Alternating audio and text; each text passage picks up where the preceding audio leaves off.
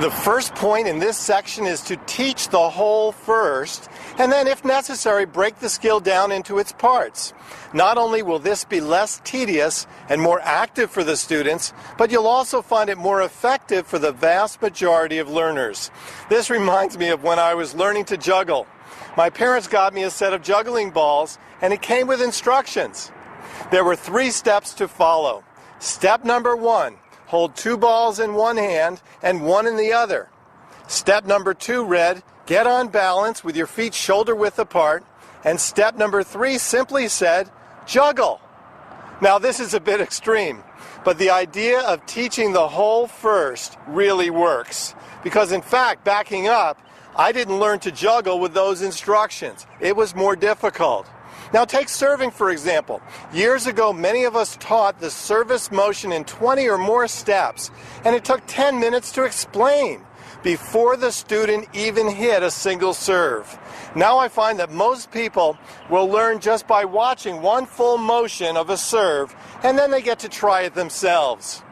After they get a feel for the whole motion, you can always back up to make some minor adjustments as needed for each particular student. They might need some guidance to have a more relaxed starting motion, or their toss may be too high, like we see here.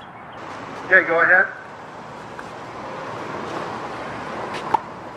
A little high.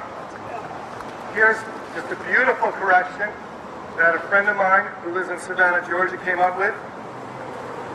Right? You all know this little toy? And it's just a finger yo-yo, and you can play all sorts of games with it and have a lot of fun and help your, with your coordination, right? It's a real soft, spongy thing. But for the toss, she said, oh, this is what I need. My toss is too high. If you toss too high, you can't catch it hardly. And if you toss soft,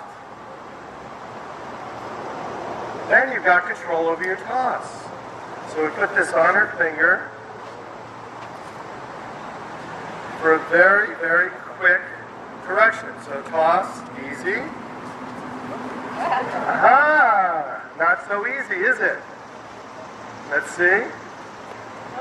No, you don't want to hit it. What you're going to do is just catch it. But see if you can catch it without extending it all the way up. In other words, soften up. Go through the whole motion, just don't hit it, Sarah. Interesting, huh? And you can have people do this as a station until they really soften up. Sarah, you know what? Paulina said she'd pay you $20 if you could do it on this one. You ready? Soft. Is she motivated or what? What should she do on a windy day, folks? Anybody ever serve on a windy day? Go indoors? You got it now? Okay? If you're serving on a windy day and the toss starts going all over the place because it's blowing, what's your correction? Don't toss as high. Sometimes you need to toss in here. Okay, so let's see that. Look how high my toss is. Very low, it's just like you're doing. Soft, even softer.